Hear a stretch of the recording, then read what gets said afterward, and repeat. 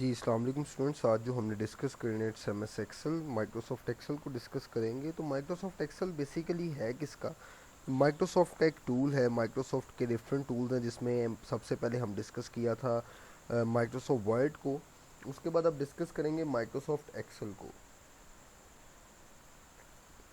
तो Microsoft Excel basically क्या है?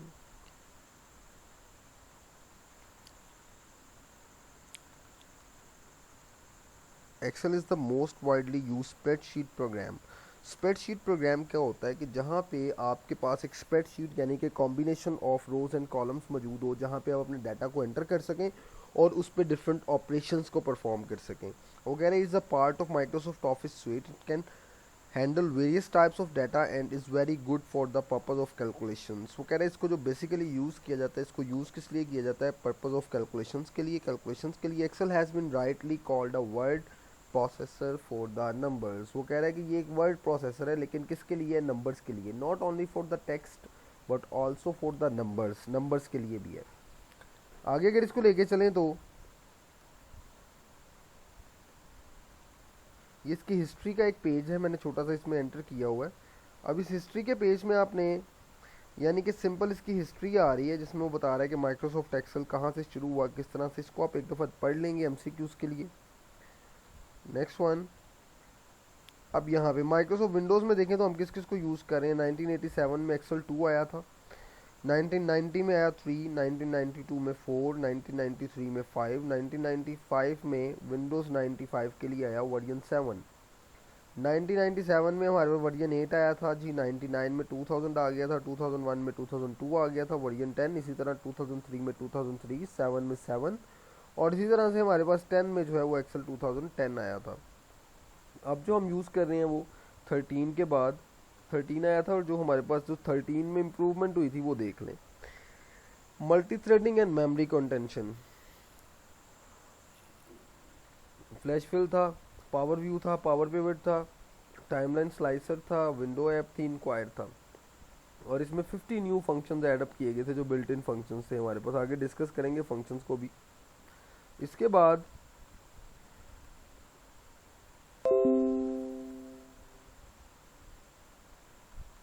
नेक्स्ट हमारे पास है एप्पल के लिए, यानी कि आपकी मैकबुक के लिए जो है। यहाँ पे हमें पता है कि ये सिंपल से हमारे पास एक्सेल 1.0, 1.5, 2.3, 2.2, 3.0, 4.0, 5.0, फिर 8.0, 9.0, 10.0, 11.0, 12 एंड देन 14। OS 2 के लिए एक्सेल 2.2 था, 2.3 और 3.0। अब जो हमारा टॉपिक है इसके ऑब्जेक्टिव्स क्या हैं? Understand the use of spreadsheets and Excel, learn the part of the Excel window, scroll through a worksheet and navigate between the worksheet, create and save a workbook file, enter text, numbers and dates into a worksheet, resize, insert and remove columns and rows, and select and move cell ranges, insert formulas and functions, insert, delete, move and rename worksheets, work with editing tools, preview and print a workbook। अब इसमें इसके advantages देख लेते हैं electronic spreadsheet के वो क्या हैं। The calculate results are accurate and reliable, जो उसके रिजल्ट्स होते हैं एक्यूरेट होते हैं, रिलायबल होते हैं। All kind of complicated calculations can be perform very easily, जितनी भी आपकी कॉम्प्लिकेटेड कैलकुलेशंस हैं उनको आप इजीली परफॉर्म कर सकते हैं। Worksheet can be quite big in size and any part of it can be viewed और एडिटेड। वो कह रहे हैं कि जो वर्कशीट है वो हमारे पास बिग हो सकती है, बहुत बड़ी हो सकती है, किसी भी इसके पार्ट को आप व्यू कर सकते हैं, उसको एडिट कर सकते हैं। It provides graphics facility. Graphics facility provide करती the entire worksheet of and part of it can be printed in the desired format। जिस फॉर्मेट में आप उसको प्रिंट करवाना चाहते हैं उस फॉर्मेट में आप उसको प्रिंट करवा सकते हैं। The worksheet can be saved in an electronic file, can be modified later। वो कह रहे हैं इसको आप इलेक्ट्रॉनिक फाइल में यानी कि सॉफ्ट कॉपी में स्टोर करके उसको मॉडिफाई कर सकते हैं बाद में। An existing worksheet or any part of it can be merged with new worksheets। वो कह रहा है कि existing worksheet है या जो नया part है worksheet का उसको आप merge कर सकते हैं नई worksheet के साथ। Electronic spreadsheet programs have several mathematical, financial and statistic functions which are built in and very user friendly। वो कह रहे हैं जो इलेक्ट्रॉनिक स्प्रेडशीट प्रोग्राम है वो मैथमेटिकल, फाइनेंशियल और स्टेटिस्टिकल फंक्शंस उसमें मौजूद हैं जो बिल्ट इन है और बहुत यूज़र फ्रेंडली हैं। यानी यूज़र फ्रेंडली का मतलब है इजी टू यूज़ है। इसके बाद वर्कबुक पे आते हैं, तो Excel win document is refer to a workbook. A workbook holds one और more worksheet. So worksheet is the combination of rows and columns. Rows और कॉलम्स का कॉम्बिनेशन एक वर्कशीट होता है, और एक वर्क जब एक से ज़्यादा वर्कशीट्स हो जाए तो वो हमारे पास क्या बन जाती है, एक वर्कबुक बन जाती है। यानी कि जो बेसिक हमारे पास एक वर्कबुक में वर्कशीट्स के नंबर है वो कितने हैं, 3 वर्कशीट्स होती हैं। आगे चलें तो in other words, a workbook is a collection of worksheets stored in a single file. A workbook is useful for grouping the worksheet of a project together. वो कह रहा है कि जो हमारे पास वर्कबुक है ये कलेक्शन है जी वर्कशीट की एक सिंगल फाइल में जिसको आप स्टोर करते हैं। वर्कबुक बहुत यूजफुल होती है for grouping the worksheet of a project together. यानी कि आपके पास एक वर्कशीट का जो प्रोजेक्ट उसको, यानी कि एक प्रोजेक्ट में मल्टीपल वर्कशीट्स हैं उनको आपने इकट्ठा रखना है, तो उसके लिए बड़ी यूजफुल है जी वर्कबुक हमारे पास। आगे चलते हैं। Worksheet is a table-like document containing rows and columns that hold data and information. There are 16384 columns and 1048567 rows in each worksheet. कह रहा है कि हर वर्कशीट में हमारे पास 16384 कॉलम्स हैं, 104856776 रोज हैं। Columns are named A B C up to G. Columns का जो नेम होता है वो ए बी सी से स्टार्ट होता है और अप टू जी, और ए बी ए सी, उसके बाद जब जी के बाद आगे कॉलम्स आते हैं तो double A B A C, फिर up to G C, then A B A C से एक्स एफ डी तक। Rows are number from 1 to 10, 4 8 5 6 7। The column box column row intersection. Box क्या है, सेल। वो कह रहा है कि सेल हमारे पास क्या है, जब रोज और कॉलम्स मिलते हैं तो वो एक सेल बना देते हैं। So there are 1717986918 cells in each worksheet. Each cell has a cell address or cell reference. हर सेल का एक सेल एड्रेस होता है, सेल रेफरेंस होता है। Cell reference is form by column letter and row number. यानी कि पहले कॉलम का लेटर आएगा उसके बाद रो नंबर आएगा। यानी B12 is the cell address of cell located in column B and row 12। यानी कि जो आपके पास कॉलम बी और रो 12 में एक सेल बन रहा होगा इनके इंटरसेक्शन से, वो कौन सा सेल है, B12। उसके बाद नेक्स्ट चलते हैं जी आगे।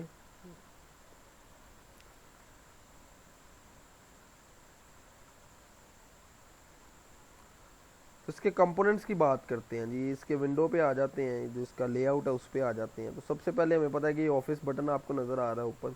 इसके साथ जो है हमारे पास क्विक एक्सेस टूल बार है। क्विक एक्सेस टूल बार जो है वो कहाँ पे पड़ी हुई है, हमारी टाइटल बार में। टाइटल बार क्या है, जहाँ पे आपके डॉक्यूमेंट का या वर्कशीट का नेम आ रहा होता है वर्कबुक का। उसके बाद नीचे देखें तो ये रिबन है, ये जो हमें नज़र आ रहा है ये क्या है, रिबन। यानी कि यहाँ पे आपका टूल बार पड़े हुए हैं, सारे टूल्स मौजूद हैं इस रिबन में। इसके बाद ये फार्मूला बार है, यानी कि जिस सेल में भी आप फार्मूला लगाएंगे फार्मूला यहाँ पे आ जाएगा। उसके बाद जिस सेल को सिलेक्ट करते हैं वो सेल क्या होता है, एक्टिव सेल। जैसे इस वक्त मैंने A1 को अगर सिलेक्ट किया हुआ है तो A1 क्या है, एक एक्टिव सेल है। इसी तरह से यहाँ पे सिलेक्ट ऑल का बटन है, ये जो बटन आपको नज़र आ रही है सिलेक्ट ऑल का बटन है। ये नेम बॉक्स आ रहा होता है, सेल का नेम बॉक्स आ रहा होता है। ये कॉलम हेडिंग्स हैं जी, A B C से ऑनवर्ड आपके पास, और ये हमारे पास रो की हेडिंग है 1 2 3 से ऑनवर्ड। उसके बाद ये शीट टैब्स हैं जहाँ से आप शीट को स्विच कर सकते हैं। ये आपकी हॉरिजेंटल स्क्रॉल बार है। ये व्यू शॉर्टकट्स को व्यू करने के लिए छोटे से 3 बटन लगे हुए हैं, और ये जूम कंट्रोल है। ये वर्टिकल आपकी स्क्रॉल बार है, और ये जो वाइट एरिया आपको नज़र आ रहा है ये हमारी वर्कबुक विंडो है। इसी तरह से इसकी आगे मज़ीद एक्सप्लेनेशन है। इसमें वो बता रहा है office button that provide access to the workbook level features and programming settings. Quick access toolbar provide one click access to commonly used commands such as save, undo or repeat. Title bar bar that displays the name of the active workbook and the Excel program name. Excel program name और हमारे पास जो active workbook है उसको name show कर रहा होता है। Ribbon organize the task into tabs and groups. Common headings हैं जी। उसके बाद letter that appear along the top of the worksheet window to identify the different columns in the worksheet. Workbook window है हमारे पास that display an Excel workbook. Vertical scroll bar है, horizontal scroll bar है scrolling purpose के लिए, zoom control zoom purpose के लिए, view shortcut जो हमें डिफरेंट, यानी कि आपका page layout, page book, page break, page view, normal, उसको चेक करने के लिए शीट टैब्स हैं जी। शीट्स को हम क्या कर सकते हैं, यहाँ से टैब का मतलब है कि स्विच कर सकते हैं एक शीट से दूसरी शीट में। स्क्रॉलिंग बटन हैं जी। रोज हेडिंग्स हैं, सिलेक्ट ऑल बटन, सारे के सारे सेल्स को सिलेक्ट करने के लिए, एक्टिव सेल जिसको आपने अभी एक्टिव किया होता है, नेम बॉक्स हमारे पास रेफरेंसेस आ रहे होते हैं एक्टिव सेल के, फार्मूला बार, जिस सेल में आपने फार्मूला लगाया होगा उसकी जो फॉर्मुलेशन है कंप्यूटेशन वो यहाँ पे आपके पास आ रही होगी जी। अब इसको स्टार्ट कैसे करना है, आपने सिंपल स्टार्ट के बटन पे जाएंगे, स्टार्ट के बटन से आपने जाना है ऑल प्रोग्राम्स में, यहाँ से आप सर्च कर सकते हैं, यहाँ पे ऑल प्रोग्राम्स में जाएंगे तो माइक्रोसॉफ्ट ऑफिस आपके सामने आ रहा होगा, यहाँ से माइक्रोसॉफ्ट ऑफिस एक्सेल के पे क्लिक करेंगे तो आपका MS एक्सेल जो है वो क्या हो जाएगा, स्टार्ट हो जाएगा। अब ये एक स्क्रीनशॉट है जी आपके पास MS एक्सेल का, कि MS एक्सेल की विंडो इस तरह से आपके सामने ओपन होगी। आगे चलें तो workbook based on blank template, blank template पे यानी कि आप सिंपल उसको क्या कर सकते हैं, सेव कर सकते हैं। अब यहाँ से आपने उसको सेव किया सिंपल, वो आपके पास ऐसा ब्लैंक टेम्पलेट क्या हो गई है, स्टोर हो गई है। Entering data in cell, cells में आपने डाटा एंटर करना है, तो ये देखें सिंपल नेम आपके पास आ रहा है। अब यहाँ पे आगे क्लास, मार्क्स, मार्क्स 2, मार्क्स 3, आगे टोटल, यानी कि इसको आप सिंपली आपने क्या किया, यहाँ पे डाटा एंटर किया है। आगे चलें तो ऑटो फिल है जी, ऑटो फिल का मतलब आप खुद से फिल करना चाहते हैं, तो आप देखें जैसे सिंपल आपने 1 लिखा है तो इसको आप यहाँ से पकड़ेंगे, पकड़ के इसको आप ड्रैग कर देंगे, जैसे ही आप इसको ड्रैग करेंगे तो आपके पास आगे वो एक प्रॉपरली उसको फिल कर देगा। तो आगे चलते हैं।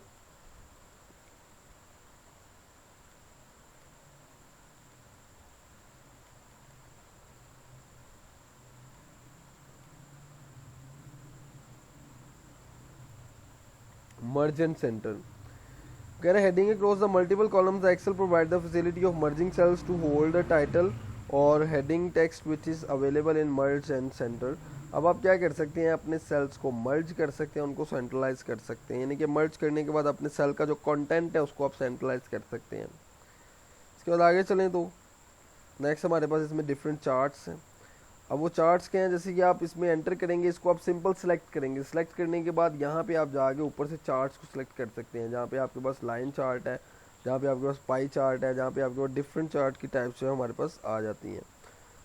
तो ये हमारे पास सिंपल जो है हमारा एक सिंपल सा कॉन्सेप्ट था इसका MS एक्सेल का। अब इसकी मज़ीद जो एक्सप्लेनेशन टर्न बाय टर्न मैं आपको बता दूंगा।